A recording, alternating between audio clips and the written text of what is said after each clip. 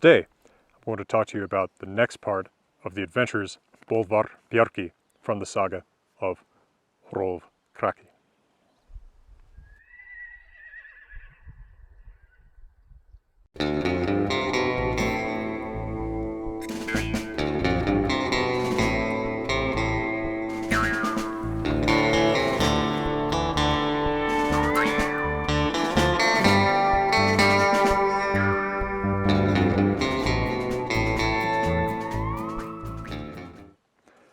Now, one day, King Hrólf asks his men whether they know about another king who might be as great as he is.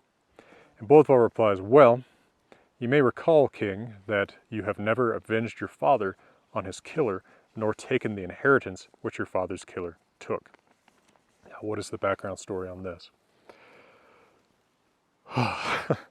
Hrólf's father, Helgi, had married Yrsa, not knowing that she was his daughter. Their son was Hrólf Kraki.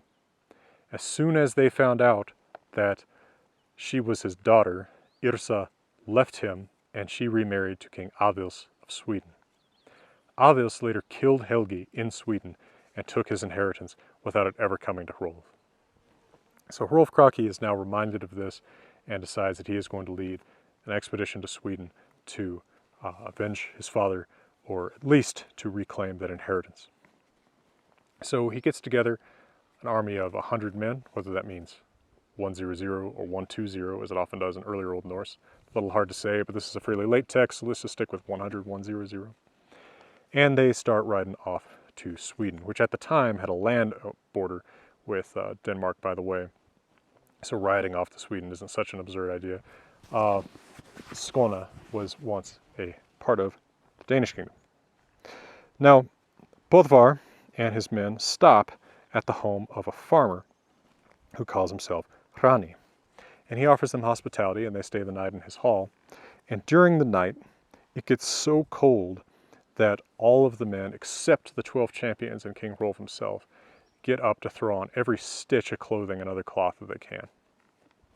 And the next morning, Hrani the farmer says that if these men can't take a little bit of cold, they sure can't withstand what King Avils has ready for them in Uppsala.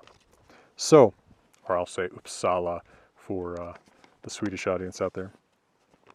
So the farmer says, you ought to turn half of them back home because you won't defeat Avils by numbers. Now this gets into some serious dream logic, right? Why wouldn't you want to have those extra troops even if they're not as great as your champions? But dream logic also has a little bit of what I think TV Tropes calls it's something like the law of ninja numbers or something like that, right? Where if you fight 30 ninjas, you're going to defeat them, but if you fight just one ninja, he's the hardest guy to defeat of all. Norse myths and dream logic have a little bit of that. So the second night, they travel a little bit further, and they come to a house, and there is the same farmer, this Hrani fella. They stay with him again, and that night the men are seized with an unbearable thirst, and all of them, except for the champions and the king himself, get up to drain a wine keg. Now the next morning, once again, Grani says, well, there's not much grit in these men if they had to drink during the night, and they're going to have to face much harder challenges when you visit King Avils, so send some of them back. Now a storm hits during that day, so they end up spending their third night on the road at the second night in the second house. And there's a great fire in the hall. Now, all of them get very hot, and all of them except the champions move their sleeping apparatus further away from the fire to cool off. And the next morning, Hrani says, you need to send all your troops back except for these 12 champions because the other men will not be able to withstand what Avils has in store for them.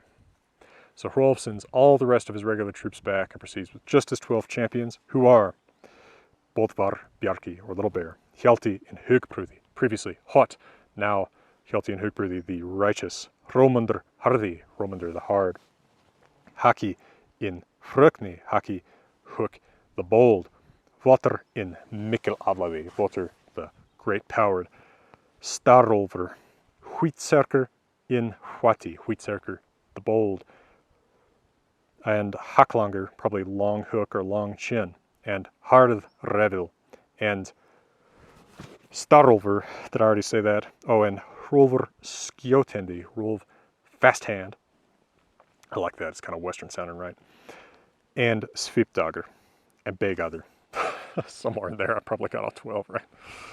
All right, so they arrive in Uppsala, splendidly arrayed, very proud as they ride in on their fine steeds, hawks on their shoulders, and servants and stable boys invite them into the hall and offer to care for their horses, which Bodvar warns them that not a single hair on any of the horses must be out of place.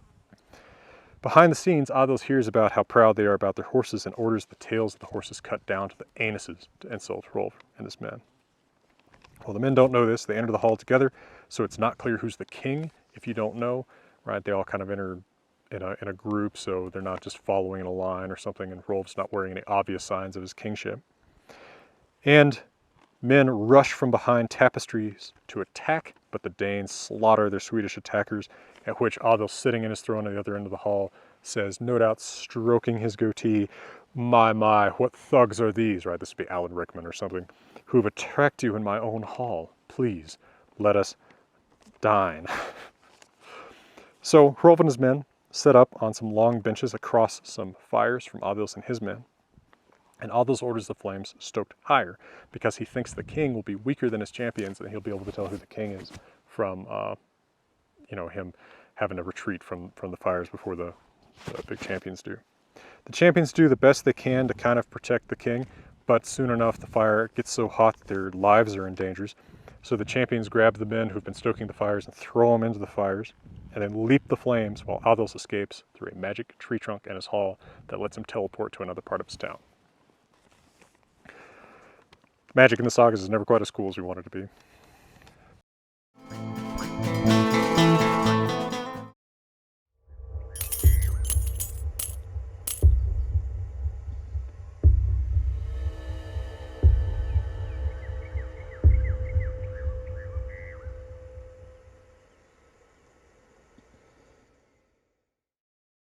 Now, they spend the night at the home of Hrólf's mother, Queen Yrsa, and there they meet her servant, Vog, who actually gives King Hrólf his nickname, Kraki, that he's known for. He says, can it really be that their king is this man with the crooked stepladder face, and the crooked stepladder is the Kraki?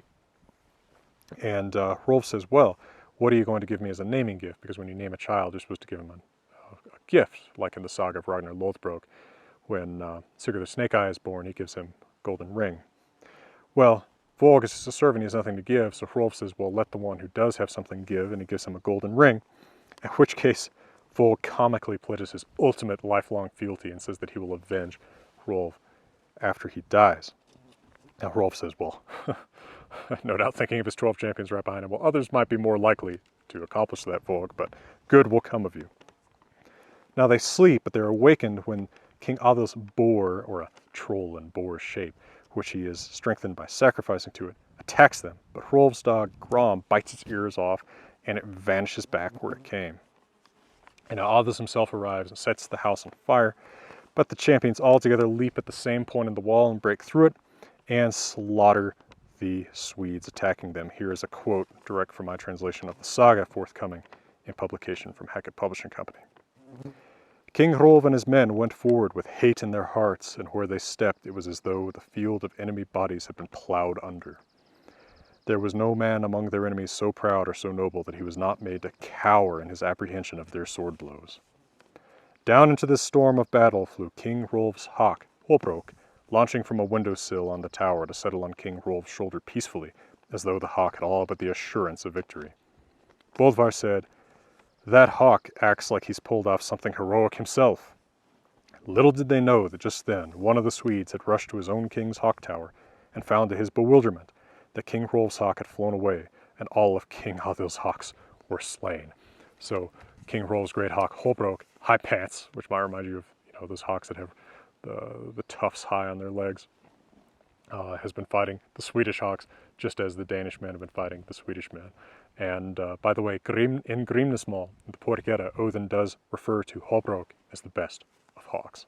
So he is quite a recommendation from a god himself.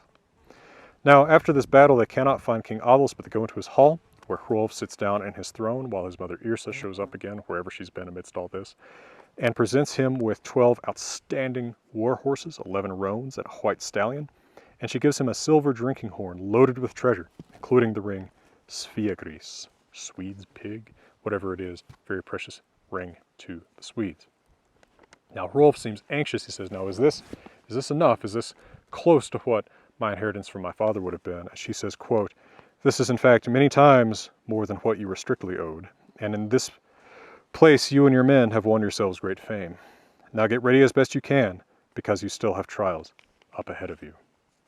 And in the next installment of my story of Bodvar Bjarki and the champions of King Hrólf Kraki, we will see the rest of their adventures in Sweden, including the very famous,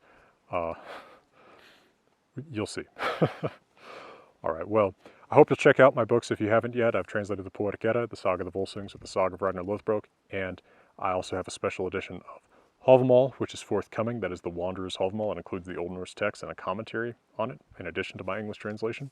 And in, late 2020, maybe 2021, I'm not exactly sure, my translation of the Saga of King Hrólf Kraki, from which these stories are derived, as well as the Saga of Hervor and Haetheric, will be published by Hackett as well. Well, for now, from the beautiful Bighorns in Wyoming, I'm wishing you all the best.